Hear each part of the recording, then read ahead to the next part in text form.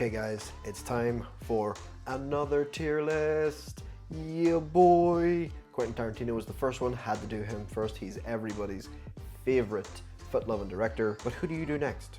Who do you do next? If Quentin Tarantino is the big leagues, who do you do next? Because really, it's about clicks. What director is the most clickable? Who makes them want to click that button? Who could it be? Alfred Hitchcock? Kind of dead. Who watches old movies anymore? Steven Spielberg?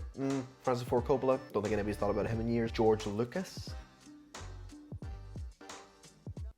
It's gotta be Christopher Nolan. Nolan films, people be like rabid dogs. People are like, if you either love it and it's the greatest thing ever, or Nolan is the most overrated hack of all time, no questions asked. Me, I'm like, nah, he's got his faults, but he does make some damn good movies. So we're gonna talk about them, all 11 of them. So we'll just jump right in. We'll jump right in with his first film, Following. I believe 1997, but where can this go? I mean, we've got the S tier, A tier, B tier, C tier, and D tier. Is it terrible? No. Is it the best thing he's ever made? No, but you know what? For a debut, I think a B is pretty damn good, especially because if you think about most famous directors and where they got their start, honestly, like they're usually making TV, they're making small TV movies, or they're making really low budget films, but they're still being shot on proper film. They've still got sets, they've still got things going on. Nolan, zero budget, clearly zero budget. He shot this over, I think he said 4 years, just with his friends at the weekend when they had the time. So much work and effort was put into this. This is of course before digital really took off, so of course this had to be shot on maybe 8mm, I believe, maybe even tape. I'm actually not sure. Unlike a lot of films where you can see they were constrained by the budget and they couldn't get what they wanted to put across, even now, looking back at it, Nolan's ideas and his vision for how he wants his films to feel, all of it's here. You know, if you think about the typical Nolan protagonist, this man, Bob or Bill, other Nolan protagonists, you've got the noir elements, the femme fatale, all these elements that Nolan would continue to put in his work and explore more of. It's all right here, and for that, I mean, that's crazy. Really enjoyable. It's on YouTube if you want to go watch it. I might leave it in the comments below. It's only 70 minutes. It's really brisk, but it's a really interesting look into one of the great living filmmakers and where they got their start. So Following, very, very good. Say to us that we stole half a bottle of indifferent red wine. Calm down.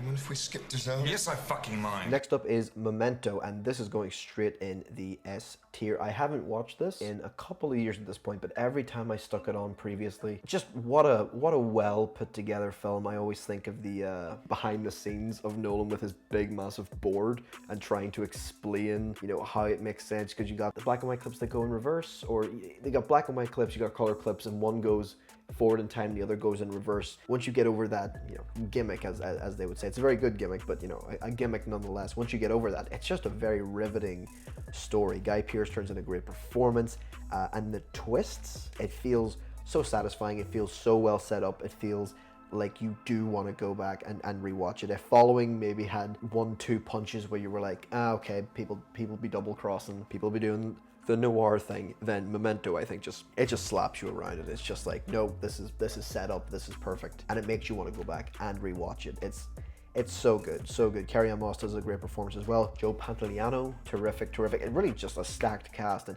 for your second film, I mean, the first one was proving your ideas, then the second one is just an all-out, like, you've given me a budget now, we're gonna go with it. Terrific. I can't make new memories. Everything just fades. Next one is Insomnia, and I'll be honest with you, it's not quite S tier, but I'm gonna put it in the A tier, primarily because so far, this is the only film that Christopher Nolan has directed where he has not had a single hand in the screenplay. It was directed by I believe a woman. I'll put her name here. I've forgotten her name, apologies. Of course, it's a remake of the Norwegian film of the same name. I haven't seen that one.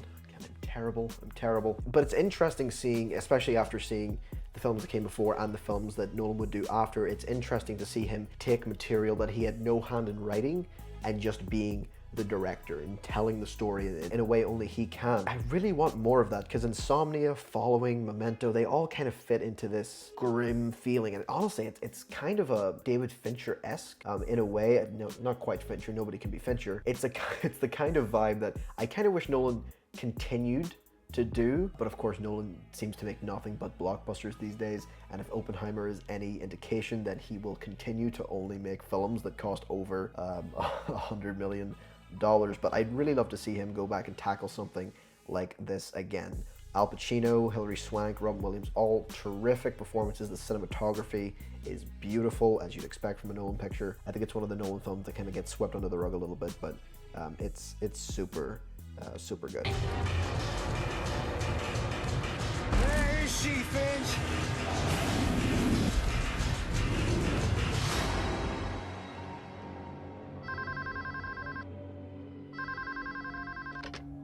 Don't worry, Will. Okay, it's the one that you've been waiting for. It's Batman Begins, and I don't think it'll surprise anybody, but it's going in the A tier. It's been said to death, and I'll try not to repeat it ad nauseum here, but Nolan really did change the game with Batman Begins. There's no other superhero film that you can look at and go, this director made this. This isn't a superhero movie. This is a Christopher Nolan movie that has Batman in it. And I'm not sure there's many other superhero movies that can say that. Maybe Tim Burton with Batman Returns, but there's not many. And I think this is what people are saying whenever they praise these Nolan Batman movies so much, is that they feel so different. I mean, Batman Begins really just started the trend for these superhero movies. Beforehand, they were Batman Forever, Batman and Robin, and it's not like Batman Begins started the trend of darker superhero movies. I mean, once the 90s came to an end, X-Men, Blade, a lot of these superhero movies did, go for a bit of a darker tone, but Batman Begins felt the most fully formed in that we're not trying to do the comics, we're trying to do our own thing, we're trying to make a film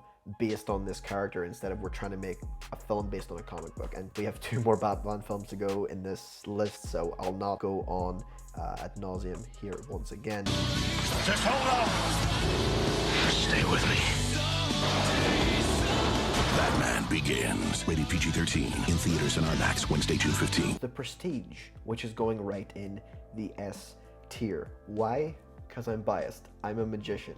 You put up a film that's really, really good and it's about magic, I'm there. This film has it all for me. Christian Bale, Hugh Jackman, Scarlett Johansson, Rebecca Hall, David Bowie as Nikola Tesla. So many twists, so many turns. The psychology of everything is just so what I learned, as a magician. The whole idea of misdirection, the magicians, looking at each other's effects and going, well, how does he do that? He can't, overthinking how it could possibly be done, when really it's the simplest method, and that is what magic is. It's not the film version of what magic is. That's what magic is. I'm thinking maybe Nolan is a magician in some way, because he just pulls this off so well. It's one of my favorites. It's right up there. I love The Prestige so much. Really, if you haven't seen The Prestige, watch The Prestige. It's stupendous. I love it so much. Never show anyone. They'll beg you and they'll flatter you for the secret, but as soon as you give it up, you'll be nothing to them. You understand? Nothing. The secret impresses no one. Well, now we get to the height of Nolan's career. Like, I don't think many people would argue that The Dark Knight in 2008 was probably the biggest thing ever, and that's why it's gotta go A. I'm just kidding. It's got to go in the S tier. I mean, what can be said about The Dark Knight that hasn't already been said?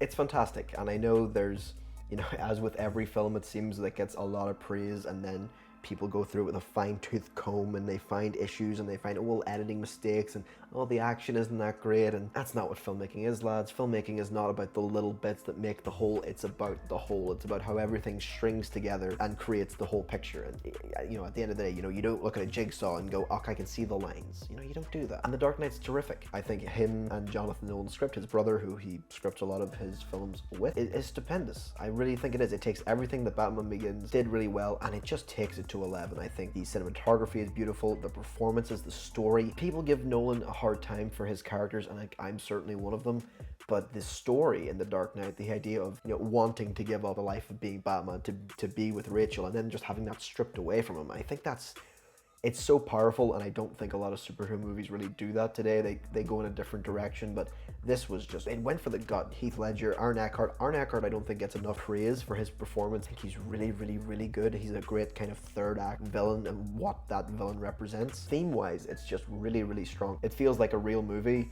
It doesn't feel like cape shit. Situation. They don't know who or what. They're just creating a perimeter. You think I want to escape from this? There is no escape from this. Inception. B. I almost swapped that around. B. There we go.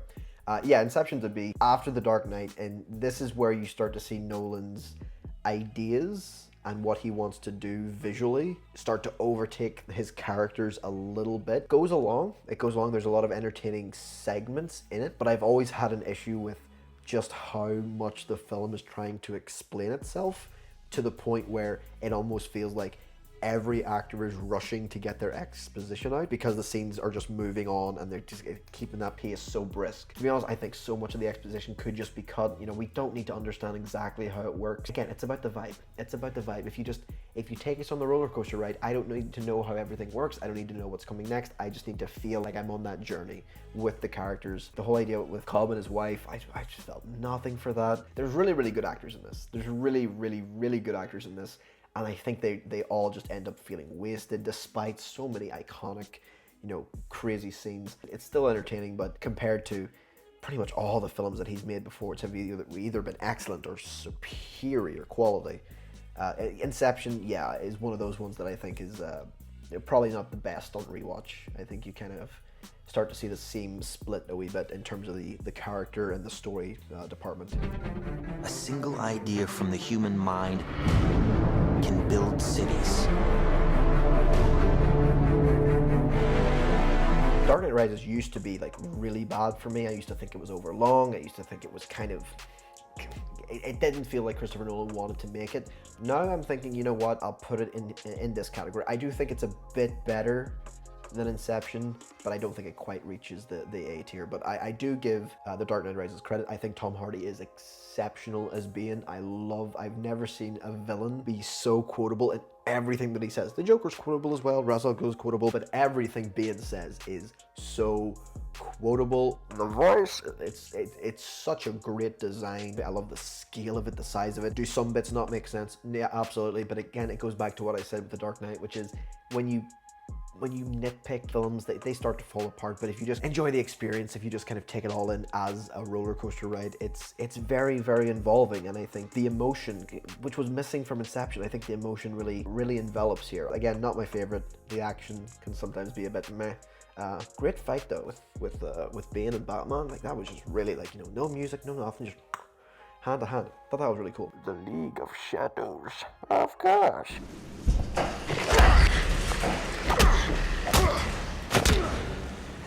Jesus cost you your strength. Victory has defeated you. Interstellar. Interstellar's getting A. Now let me tell you why, because I know this has what, like 72% on Rotten Tomatoes or something. Exposition, boring, cheesy, and I'm like, you know what? After seeing Inception, you get this sense of Nolan being a bit cold. Even going back to something like The Prestige, The Dark Knight, there's elements of this coldness, and you can start to see that come through in Inception and even in The Dark Knight Rises, despite the fact there are some good emotional moments. So in Interstellar, I was just very happy to see, despite all the exposition, that it felt like a human story. Despite Nolan's best attempts probably sometimes to have the IMAX cinematography kind of envelop the whole story, Matthew McConaughey does an absolutely terrific job. He's so good. It really gets me too. I mean, the score by Hans Zimmer, it's probably his best. I mean, I don't know. I can see where people are coming from in their criticisms, but I think it's beautiful. I think it's beautiful. Love is the only thing that can transcend dimensions. Heck yeah, it can. 100%. I mean, I feel it. I vibe with it. 100%. Argue in the comments with me. I mean, I'll fight this movie's corner. 100%. Cooper, we are lined up. Initiating spin.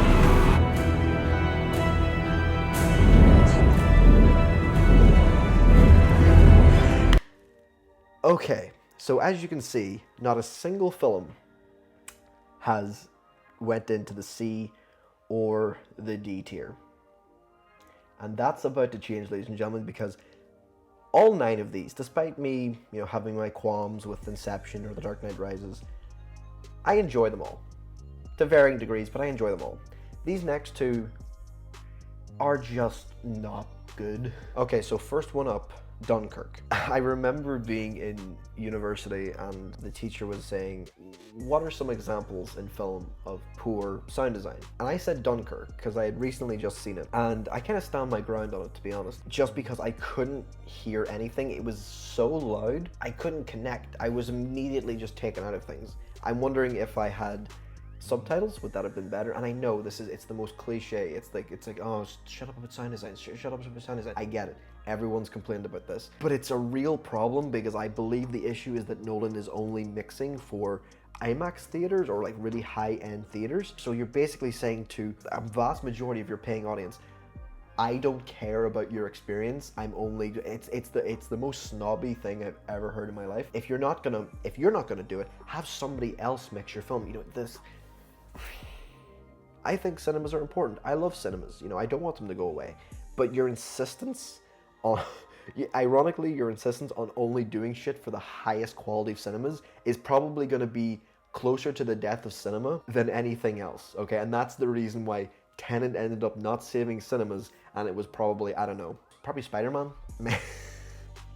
Dunkirk just wasn't my favorite. Dunkirk wasn't my favorite. The whole idea of the three different segments in 3 different times, like over the course of days, hours, and minutes. Cool idea. I don't think it was executed well at all. It was only 100 minutes, and it felt like, I don't know, 3 hours. It was just like there was no character to it. I just thought to myself, like, couldn't I just be watching like any other war movie that actually tried to make me care about anybody? And I understand it's not about the story, it's about the experience. I'm like, no, fuck that.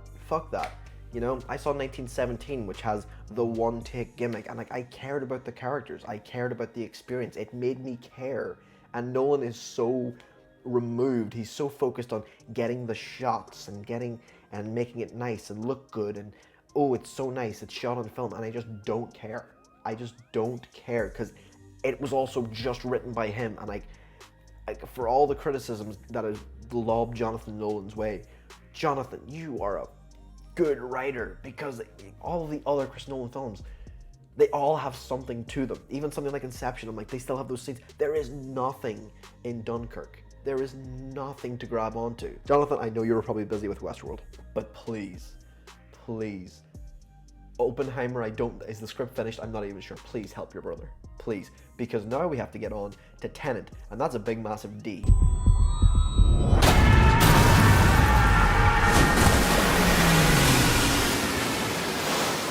Tenet is just like, it's just set piece after set piece, and all the dialogue, there's no point. It's like Following gets a B because it's like you gave it so much credit. It's like, okay, it was a no budget. Okay, it was, they filmed it over 4 years, and it was his first film, and this and this. Tenet cost like $250 million. You don't get any leeway.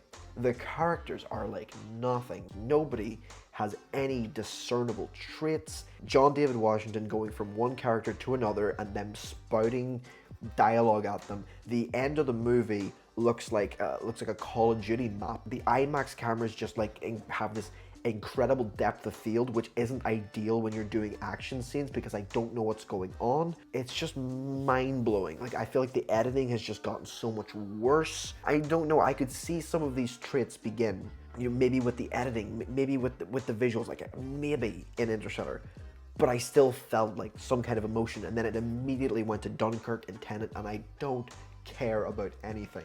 I just don't care. I want to care again. Nolan is so capable of doing great work, and the likes of Tenet and Dunkirk are just garbage. I know they have their lovers, and hell, Dunkirk won Oscars. It won a load of technical Oscars. It won for best sound mixing, so it shows what I know.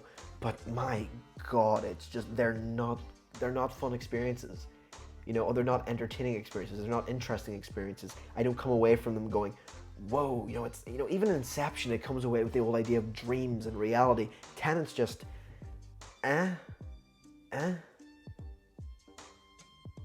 Hopefully Oppenheimer's good. I mean, it's a historical drama. You know, it costs $100 million, so it's half of what Tenet cost. It doesn't seem to be an action film, at least, so there's nothing fast-paced for Nolan to, you know, fuck up action-wise. I'm still looking forward to it. You know, every time a Christopher Nolan movie comes out, it's this big, exciting epic. I just hope that, one, he stops mixing for the highest end cinemas, like just mixing for the common cinema, so I don't have to plug my ears. Make me care. It's rule 101 in storytelling. If you don't care, then what's the point in continuing the story? It just doesn't matter if you don't care. I'm finished. I'm done ranting. That's my tier list. Christopher Nolan movies ranked S tier to D tier. What do you think of the list? In the comments below, what's your list? How would you rank things? I'm very interested to see what you guys think. If you think Dunkirk and Tenet are masterpieces and I'm being a big old dum-dum, please tell me in the comments below. I'll be there chatting with you guys. But until next time, that's it. Yep.